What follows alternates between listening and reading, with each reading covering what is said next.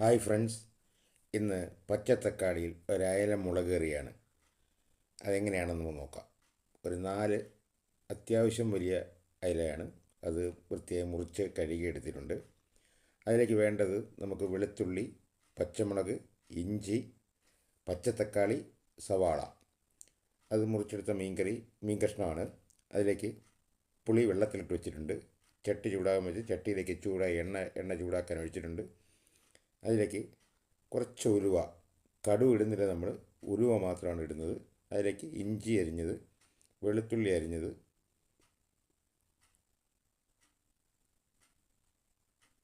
ഇത് രണ്ടും ഇപ്പോൾ 3 ഐറ്റം ആയിട്ടുണ്ട്. അതിലേക്ക് നമ്മൾ സവാളയും ആദ്യം തന്നെ ചേർത്ത് കൊടുക്കുകയാണ്. സവാള ചേർത്തതിന് ശേഷം ഇത് അതിനൂടെ പച്ചമുളക് ചേർത്ത് അതിനുള്ളിലേക്ക് കറിവേപ്പില ഇട്ടു, ഉപ്പിട്ടാൽ സവാള പെട്ടെന്ന് വഴണ്ട് കിട്ടും. അതുകൊണ്ടാണ് അത് നല്ല ഒന്ന് വഴറ്റിയെടുക്കുക. അധികം മൂത്ത് പോകണ്ട. കറി കുറച്ച് തിളയ്ക്കാനുണ്ട്. പച്ചത്തക്കാളി ആയതുകൊണ്ടാണ് പെട്ടെന്ന് എടുക്കാൻ പറ്റാതെ കുറച്ച് നേരം തിളയ്ക്കണം.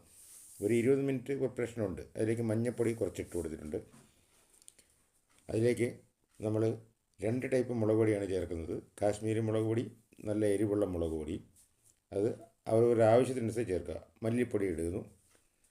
മല്ലിപ്പൊടി ഇട്ട ശേഷം അതിലേക്ക് ഒരു മണത്തിനും ഒരു പ്രത്യേക ടേസ്റ്റിനും കുരുമുളക് പൊടി ഇട്ടിട്ടുണ്ട്.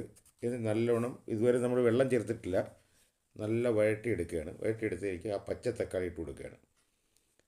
പച്ചത്തക്കാളി ഇട്ട് അതിലേക്ക് നമ്മൾ ഒന്ന് ചെറുതായിട്ട് ഇളക്കി ഒന്ന് മിക്സാക്കിയിട്ട്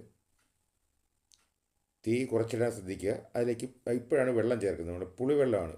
പുളിയുടെ ജീവനെടുത്ത് പിഴിഞ്ഞൊഴിച്ചിട്ടുണ്ട് നമ്മളത്. അത് നല്ലതായിട്ട് ഇളക്കി തിളയ്ക്കാൻ വിട്ടു കൊടുക്കുക.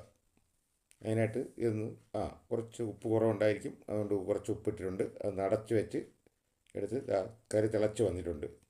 ഇപ്പോൾ മസാലയെല്ലാം തിളച്ച് വന്നപ്പോഴത്തേക്കും നമ്മളതിലേക്ക് മുറിച്ച് വെച്ചിരുന്ന മീൻ അതിലേക്ക് ചേർത്ത് കൊടുക്കുകയാണ്. മീൻ ചേർത്തിട്ട് ഒന്ന് ഇളക്കി. ഇപ്പോഴും വെള്ളം എത്ര ഉണ്ടെന്ന് നിങ്ങൾ കണ്ടല്ലോ. ഇത്രയേ ഉള്ളൂ ഇപ്പോഴത്തെ നിലവിലുള്ള വെള്ളം. ഇനി നമ്മൾ വെള്ളമൊന്നും ചേർക്കുന്നില്ല ഇതിനകത്ത്. അത് തിളച്ച് വന്നിട്ടുണ്ട്. അടച്ചു വെച്ച് ഇതുപോലെ തിളച്ച് വന്നിട്ടുണ്ട്. ഇപ്പോൾ നല്ല ചാറ് കൂടിയത് കണ്ടോ. അതെങ്ങനെ വെച്ചാൽ ആ മസാലയിൽ നിന്ന് ഊറി ഇറങ്ങിയ തക്കാളിയിൽ നിന്നുള്ള ചാറുമാണ് ഇത്രയും കൂടുതലായിട്ട് വന്നിട്ടുള്ളത്. അതിലേക്ക് നമ്മൾ കറിവേപ്പില ഇട്ട് കൊടുത്തിട്ടുണ്ട്. അതിലേക്ക് ലാസ്റ്റ് നമ്മൾ വെളിച്ചെണ്ണ ഒന്നുകൂടെ തൂറ്റിയെടുക്കുകയാണ്. ഇതാണ് കറി.